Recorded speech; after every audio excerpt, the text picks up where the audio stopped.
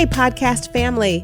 Welcome to 2021 and welcome to our first episode of Motherhood in Black and White in the new year. I'm Kanji. I'm Tara. And we just wanted to jump on our audio blog real quick this week to thank you all so much for listening to our podcast, for being a part of our family, and to share with you some of our highlights from last year and things we're going to be bringing you this new year. Tara, thank you so much for joining me on this journey. Of course. It was the best part of 2020 for me. I'm so grateful that we did this together. And I know a lot of our listeners reach out to us and talk to us, and we are so grateful to have had you along this ride as well. And we would be remiss if we did not thank our intern, Teva, yes, who is going to be going off to college in just a couple of short weeks. And of course, our podcast producer who keeps us in line. Yes, he is the police of us on the podcast. And for those of you that don't know, he's the police of me in real life because our podcast producer is my beloved husband and the father of our son, Roman. We have had an amazing journey thus far, and we wanted to take some time just to thank you all for taking time each and every week for listening to us and our musings and our really good jokes and some of the conversations that we have with each other, we bring online because we all know that we are in this together. That's right. We found out recently that we have reached audiences in Canada and Singapore and Germany. And it's so wonderful to know that our experiences as mothers, it resonates globally because ultimately we're all in this together and we are all hashtag, you know, Tara, doing the best we can. Doing the best we can. So quick recap of 2020 and our first few episodes. Tara, I know that you had reached out to some of our listeners. What did you find that some of our listeners thought were their favorite episodes for last year? If people are just now joining us and want to kind of get a feel of some of the things that we've been into, what episodes did they say so far have been the highlights? So I was so surprised that of everybody I asked, I got the same top 3 from everybody. It was really funny. Number 3 was our interview with Gretchen Carlson. That was a super powerful interview about equity in the workplace and how not just one woman, but all of us together can really make an impact. And I think it really resonated for our listeners. Thanks so much for asking about my kids, because really they were paramount in my decision to come forward because I worried about them. I worried how it would impact them. I mean, I worried about me too, but I really worried about them. And they were 11 and 13 at the time, and they're now 15 and 17. And, you know, I really underestimated my own kids and the level to which they would be able to handle the situation and grow from it. And it's been so rewarding to see that courage transfer to them. And I have 2 small examples of how that happened. Shortly after my case, my daughter came home from school and a couple girls had been bullying her at school. And she hadn't found the courage inside of her own self to be able to stand up. She came home that one day and she said, "Mom, I finally did it." And I said, "What?" And she said, "I finally told them off." And she said, "Mommy, I did it because I saw you do it." Wow. And that was just like a day of so many raw emotions because I realized that maybe I had had an impact on my child. No, maybe. Yes. Yeah. No, maybe. 100%. And she knows now. She knows now what it feels like to take that stand. And once you do that, by the way, for all your listeners, you're so proud of yourself. And that makes you have the ability to do it again and again. And then my son, which I actually think it's more important, this whole discussion is really about how we raise our sons. Yes. Because it's about how do we make them respect women in the workplace like they respect their moms and their sisters and their aunts at home. That's what we need to teach our sons. And that's one of the biggest lessons I've learned. So when I came home one time after doing a town hall on CNN about harassment, my son was waiting for me in the kitchen. And he had a look of consternation on his face. And he said, "Mommy," he said, "is it true what that other woman on TV said with you, that once every 73 seconds in our country, a woman is harassed or assaulted? Mommy, is that true?" And I said, "I'm so sorry to tell you that that is true." And he looked at me with tears in his eyes and he said, "Mom," he said, "as a young man, I want to help solve that." That's incredible. And I hugged him so hard because it made me realize in that moment that even if that's all I accomplished with this for my 2 children, even if that was it, I've changed their lives and given them an awakening of what the real world is about. And that would be enough. But I know it's been so much more, because now they will take that courage and they will take that insight and understanding of respect, and they'll pass it along. And so that's my advice specifically to parents out there is we do a great job of raising up our girls and empowering them. In fact, they outperform boys, all the way through college. Mm-hmm. It's what we don't tell them about what happens to them in the workplace. And it's what we don't educate our boys about early on to make sure that they respect women when they too get into the workplace. Yeah. And before you joined us, Gretchen, Tara and I were having a conversation about how important the election of Vice President-elect Kamala Harris is, but not to our girls, because I think everyone is putting and shining a light on that. But because Tara and I are raising sons, we make sure that we tell them how important it is for them as young boys to see women in power, to see women as people who can be leaders and know how they, as boys growing to be men, will fit into a future workplace and dynamics that will look different than they do now. Right. I love that. I was in the car with my son when it was finally announced, and I had tears coming down my face. And he said to me, "Mom, I know why you're crying." And he gets it, Mm-hmm. Yeah. He gets it now. And the other thing I just want to pass along as a parent is I've always made sure that my kids' doctors and dentists are women.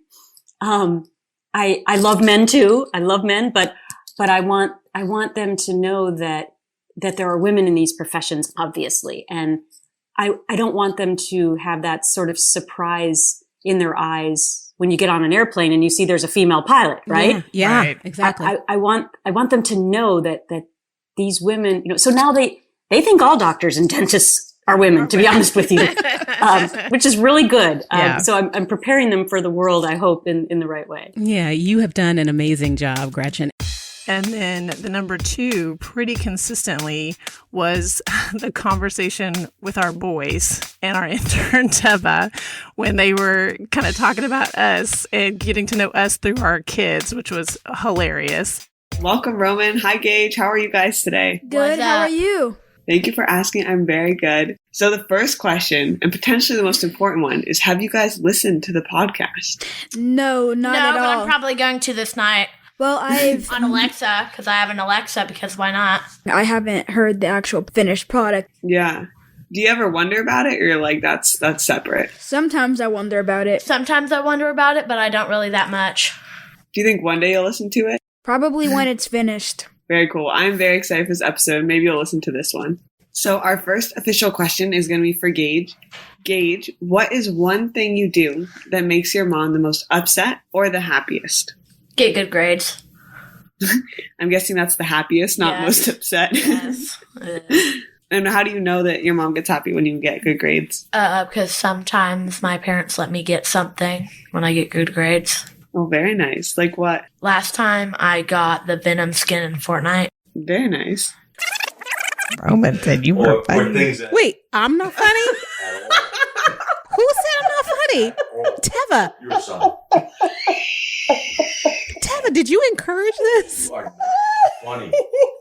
That is going to be. Uh-oh, somebody ain't getting pizza tonight. That's going to hit hard. Teva. Uh-oh. Why are you laughing, Teva? Did you encourage this? See, he should not have told me this before I was going to feed him dinner. And then the number 1 was our Labors of Love episode, where you and I both told our labor story, and we all got to actually hear you give birth to Roman, which I think still just, I don't know if it scarred people in a good way or a bad way, but it stuck with them for sure. I planned always on having an epidural. Like that was my birth. My birth plan was Prince music playing, husband holding my hand, looking in my eye, and epidural. Right. Because this was my thought. I said, when I was much, much younger, I had done less drugs for a reason other than pushing a baby out of my vagina. So why wouldn't So why wouldn't I? I was like, there was less reasons for me to use drugs. God gave us these drugs So this reason. I was in Manhattan. I was paying a lot of money to be at that hospital. And so when they were not able to get the anesthesiologist to my room in time, I wasn't happy. But looking back on it, my recovery was so quick. I mean, a few hours later, I was sitting in the hospital like, okay, I feel good. There was no stitches, nothing. And I was so fortunate. When we got to the hospital, my husband turned on his iPhone to listen to the baby's heartbeat. And because he had turned on his phone to listen to the baby's heartbeat, he got the entire delivery recorded. Pressure. Okay. You're a strong girl.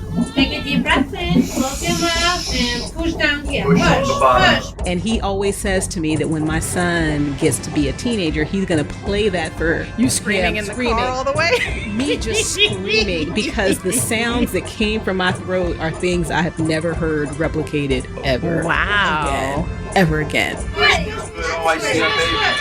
I see our baby.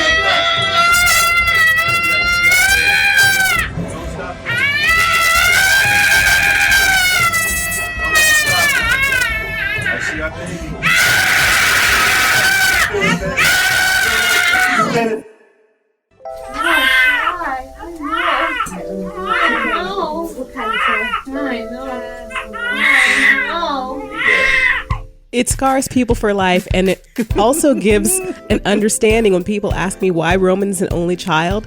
Tune into that episode and you will find out. For sure. Absolutely. It's hard for me to even put my finger on what my favorite episode was, because we had the opportunity last year to speak with so many other moms and to speak with each other in real, authentic, candid ways. And I loved sharing some of our pop culture moments and some of our stories of our childhoods that impacted how we parent now as adults, right? Yep. I mean, I love talking to you all the time, so it would be hard for me to pick a favorite. I always love sitting down and having these conversations with you, and it's been fun to invite others into the mix. It has been a joy, an absolute joy to get to know you better, my friend. And it has also been eye-opening to realize how terrible your choice in pop culture is. How dare you? Listen, when we first became friends, we were bonding over our love for Beyonce and 90s hip hop. And then your pop culture choices took a hard left. You started talking about love affairs with Zac Efron and some trash TV show he has that you made me sit through and waste my time watching. But yeah, that's pretty much it. And that was one bad choice, by the way. We hit on a lot of others, but I think unfortunately that one bad choice made such an impact. You've painted me with a very wide brush. Podcast family, you know the wide brush is well deserved. So if you are just joining our family, know that the premise of this show is quite simple. We are just two moms trying to do the best we can, but ultimately understanding and knowing that motherhood looks different for all of us. It looks different because of where we live. It looks different because of where we're from. It looks different because of how we're raised, the color of our skin, the color of our kids' skin, our economic situation. But at the end of the day, this conversation, this audio blog is about what unites us, what joins us, our hopes and our fears, the joy. And that which unites us is so much stronger than that which has attempted to divide us. And so 2020, it was rough. There was a lot of challenges, and we were dealing with, and we are dealing with, a global pandemic. We've been dealing with a racial pandemic in the United States. And so 2021, we've turned the page, and let's turn the page together. And Tara, before we end this really, really short welcome to the new year to our new family and welcome back to our old family, let's revisit something we did a lot last year, which was our word of the week. But let's do it this year for our word of the year. I love to be intentional with some of the things that we do. Not really so much with this podcast. We kind of just fly by night. Tara's like, what are we going to do this week? I don't know. What do you want to do? And it just drives our podcast producer insane. A little bit. So let's talk a little bit about our word of the year. Your word of the year. It's something that will help guide you through 2021. So my word of the year And it's so funny because I couldn't settle on one. I kind of knew what I wanted the theme to be, but I couldn't figure out a word that kind of brought it all together. And then on New Year's Eve, when I was sitting in my living room watching movies and drinking echinacea tea, because that's how I party on New Year's Eve now, I had the yogi tea, and it said on the tag, there's always like a inspirational quote, and it said, "You are unlimited." And I was like, that's it. So my word for 2021 is unlimited. I am realizing that sometimes in an effort to change, I am looking at what's wrong and where I'm limited. I think that's drawing that energy to me. And so for 2021, I'm going to focus on how I'm unlimited. That is so perfect for you. Thank you. Thank you. It is absolutely a perfect word choice. I love, love, love everything about that. Yeah. So what's your word for the year going to be? I mentioned right before you shared with our family your word of the year about how I try to be intentional in everything that I do. But I also realized that in the last few years, I've gotten derailed a bit, And so I am doubling down like any good poker player does. And my word of the year is going to be intentional. I think that when we are intentional with our actions and with the things that we are doing with our family, with our health, you got to have a roadmap of what you're going to do to get anywhere. Nobody gets to Miami just getting on the road and not knowing where they're going to go. You have to have a roadmap. And I think that with this life, and especially with this year, I'm going to be intentional. I'm going to be intentional planning out some of our podcast episodes. Same. I'm going to be intentional about some of the relationships I'm going to foster, and intentional about some of the goals that I have for my family, for my spiritual growth, and for my career. And then I'm just going to go get it, I love that. And I think, too, to that point, that'll help you be intentional with your energy, and where you spend it and where you put it, because you'll have an idea of where you want to go, and then you'll be more focused. I love that. I might make that my number 2 word. I love it. And then and all of these are subject to change, because one thing that we've learned is we've learned to pivot, we've learned to adapt, and we've learned to come out stronger than we ever thought possible. So podcast family, with this little episode, to just say welcome to a new year and welcome back to our family. And for our new listeners, welcome to our family. We wanted to just let you know and remind you that each and every week we will be releasing new episodes that touch on different parts of motherhood and touch on different parts of the womanhood journey. And we invite you and welcome you to join us on this journey. Follow us on social media and be a part of the conversation. Right, Tara? That's right. Guys, we love having you along for this. As Kanji mentioned earlier, we are loving so much our international reach. We're actually number 2 on the Apple charts in Singapore. So shout out to our Singapore fans. We love you. Thank you so much. And in Canada and Germany, we've actually hit number 52. So we're creeping up, and we love the reach that we're getting, and that these conversations are resonating with each of you. Thank you for subscribing, sharing, and rating our podcast if you already have done that. If not, make sure that wherever you're listening to us, whether that be Apple, Spotify, if you're listening to us on Google, we're on Amazon, make sure that you subscribe so you don't miss any episodes. And we love to see the ratings and reviews. And it's not just that we enjoy sharing with you in that way, but it really does help with our engagement and helping us get even more people aware of our podcast. So as much as you can, please rate and review our podcast, because it really does help bring more visibility. Thank you so much for joining us this year, guys. We look forward to 365 days of love, of laughter, of joy, and a whole bunch of 90s hip hop to get us through. Thank you for being a part of our family, and thank you for allowing us to be a part of yours. Guard your health, mental, physical, and spiritual. We love you. Take good care, podcast family.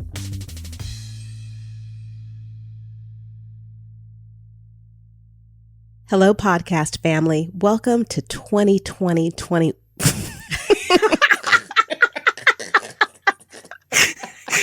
2020, take 2. 2020. Okay, right here. Yes. Sorry, Jerry. Okay.